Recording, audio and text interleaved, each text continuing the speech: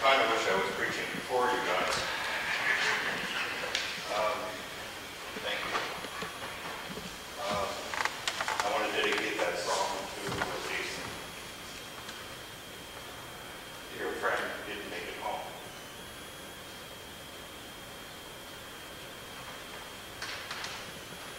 Sorry, folks. Let us pray.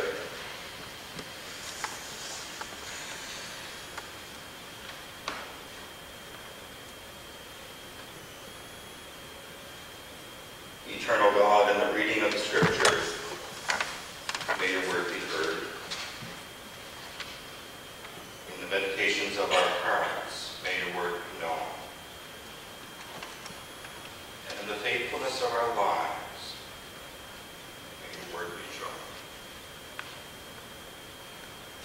Amen. Have you checked out our new website yet? We've had over 100 unique visitors to the website, and people seem to be enjoying what's there, and it's doing something new, something different. A lot of work and a lot of fun, and I want someone to join the fun with me, so if you're interested in helping, let me know. As I was preparing for today, there was a lot going on this week. On Wednesday, we had the Lenten service, and we used the same readings, and the readings are familiar enough that I can talk about them pretty well to any group, except on Wednesday, the Anglican Bishop of Nova Scotia, Prince Edward Island, was in the audience, Sue Moxley.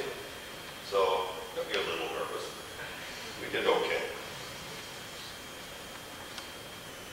And I hope that you noticed a couple of things in the newspaper this week.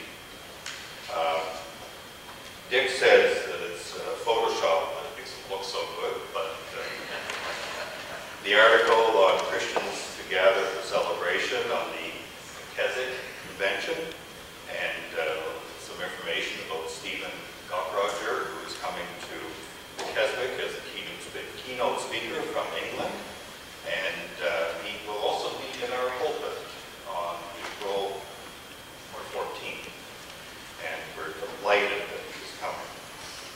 The other article, and I actually called Jade at his salon just to say how much I appreciated the article and the sense of humor, but I don't know if you saw yesterday the entitled Salon Worker, "Oh My God, It's Jesus," and the picture of Jesus in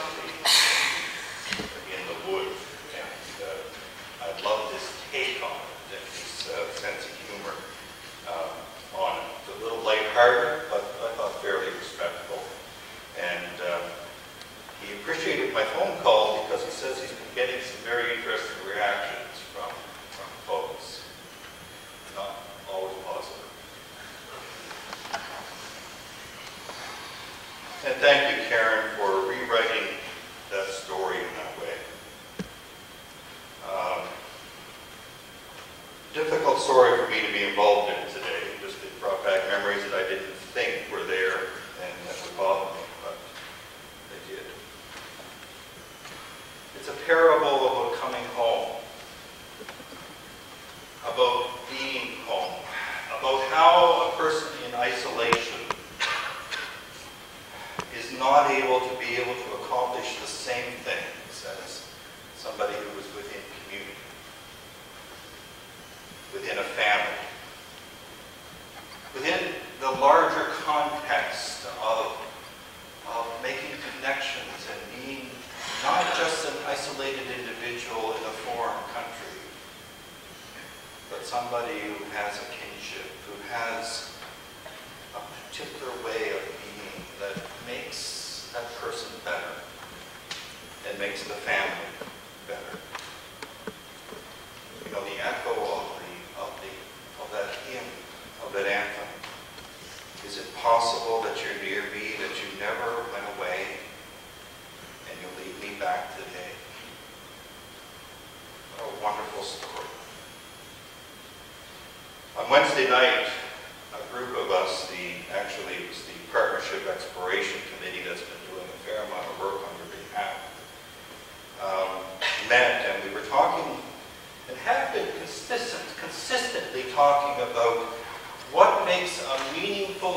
sustainable community. And as we've been exploring the options of what it means to be grace, and first and foremost, grace is here for a long time. But we're just envisioning what we're going to become and who we can be. And our focus seems to be moving more and more towards what it means to be a meaningful, sustainable community in downtown Dartmouth. And we're trying to explore those various ways and how to connect with the community, how to connect with that context. And part of creating and celebrating meaningful community is connecting and making sense of who we are and who people see that we are. Those who walk past, who drive past, who talk to Malcolm when he's changing the sign, who live in the area. How do we create a safe space for them? How do they create a safe space for us? How do we let them know that we have something to offer as we knock up against one another? The Reverend Catherine MacDonald, my colleague in ministry at United Memorial in Halifax, is quite a ways ahead of me in terms of using blogs and Facebook.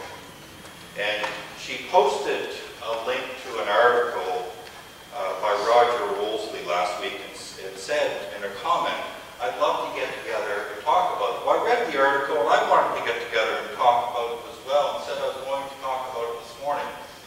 So I put that on Facebook, and a few people commented back, and I had an email as well about that particular article. It's a very long article, but it is a delightful read because it is so thought-provoking. It's so evocative. Roger Wolseley is ordained United Methodist minister in the States, and he's author of the book Hissing Fish, Christianity for People Who Don't Like Christianity. And his blog article is titled Spiritual But Not Giving a Damn. So I posted the link on Facebook, got a couple of things back. Actually, we're going to meet those who are interested next Sunday evening at 7 o'clock in the meeting room to talk about it. Just to talk about what it means to build meaningful community. And I hope people come out. I hope that they come out and express their opinions and make their comments. Now the article begins and ends with an attempt to define the difference between being religious and spiritual. Mostly because there's a growing movement in North America especially that is self-identified as SBNR, spiritual but not religious. And so we have people like John Fisher who make this distinction between religion and spirituality. He says, religion is a guy in church thinking about fishing. Spirituality is a guy out fishing thinking about God. Now David Bowie says, religion is for those who believe in hell. Spirituality is for those who have already been there. But it's the spirituality of, according to Wolseley, that he's most interested in, is the spirituality of the connected. Or as he says, the I connected. It's very individualistic. It's I-centered, if you will. He suggests that if you look at any university campus, and it's true, when you drive downtown Halifax, you see it. 50% at any given time are doing what when they're walking on the street? Okay? Or, butts are in. Like, I mean, in order to have a conversation with somebody, you actually have to interrupt what they're doing. Okay? Anyone see Big Bang this week? And Raj. Raj has met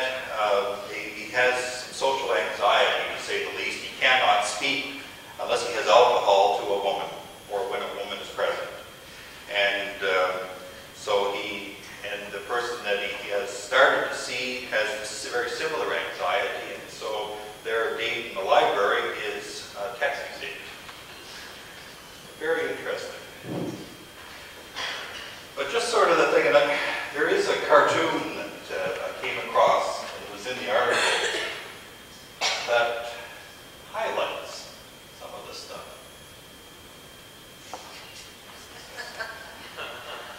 That's no fair. You get to see it before everybody else.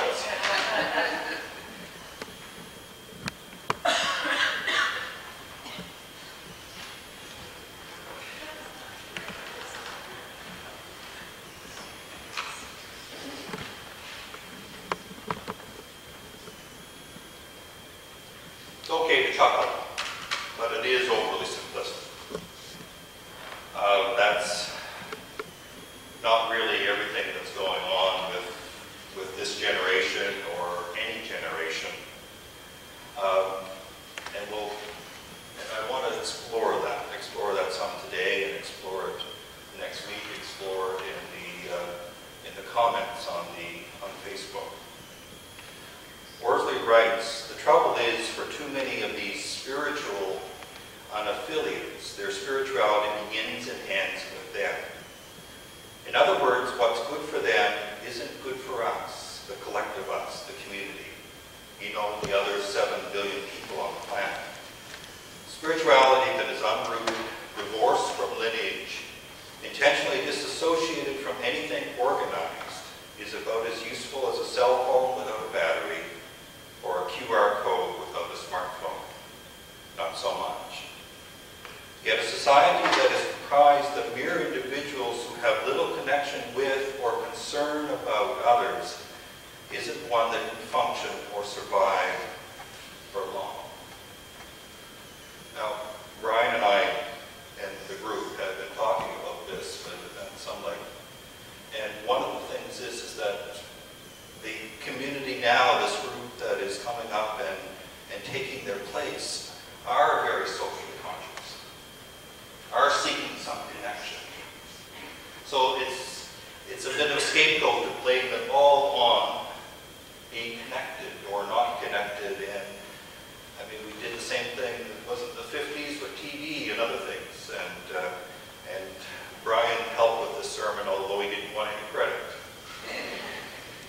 Robert Bella and some of his co-authors argue that people are lost and lonely and often lack a sense of community built around values because so little time is spent discussing them. This results in people drawing into their immediate family and considering family and whatever associations their children are part of at the beginning and the end of their community.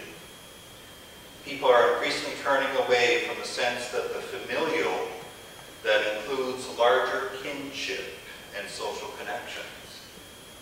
Bella and others argue that it's actually Christianity that allows many people to maintain an offset mentality to this increasing individualism, but through a very specific kind of Christianity, the kind that is community-focused. I mean, both our perspectives articulate something that I have believed and have preached about and talked about whenever I can. That it is not possible to be a Christian in isolation. It's just not possible. Being a follower of Jesus drives us to build community, to be in community. It is our home. Worsley suggests this is the best part of the article, in my opinion. By yourself at the moment, cool, God is with you. But Jesus really isn't with you unless another person is in your presence. Someone who you can heal and can heal you. Someone who you can forgive and who can forgive you. Someone who is in need and you can help. And they can help you in your needs. If you currently identify as spiritually but not religious, and yet you like Jesus and identify with his teachings and values in your spirituality, well, join a cohort, join a church.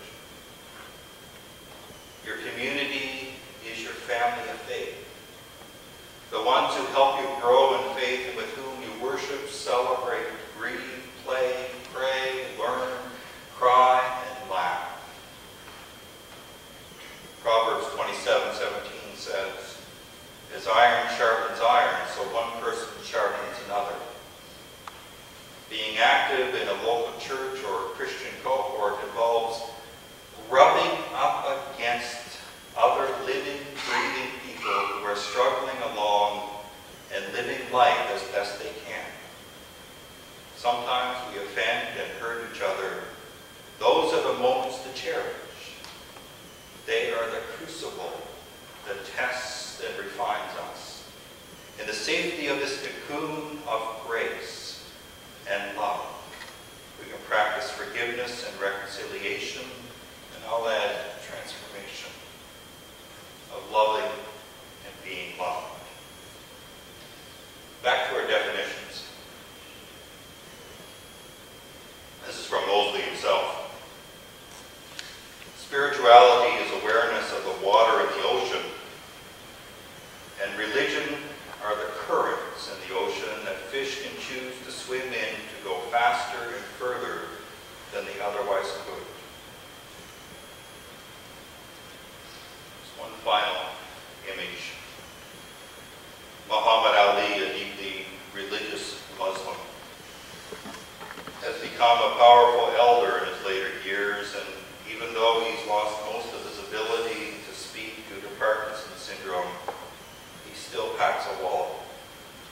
Not long ago, Ali was a keynote speaker at a large public venue, and he was assisted to the stage, and the microphone was adjusted to his height. He stepped into the lights and simply held out his hand with one finger held up, saying, "Me." Then he formed his hand into a fist, with all the fingers working combined. It was a bit of a challenge for him. And said, "We." Powerful lesson. Alone we are weak. Together we are strong. Friends, this is the invitation in the parable today. The Father invites us to come in, to join the celebration, because together we are strong. Together we are family. Together we rub up against each other in the crucible of loving, forgiving, sustaining, transformative relationship.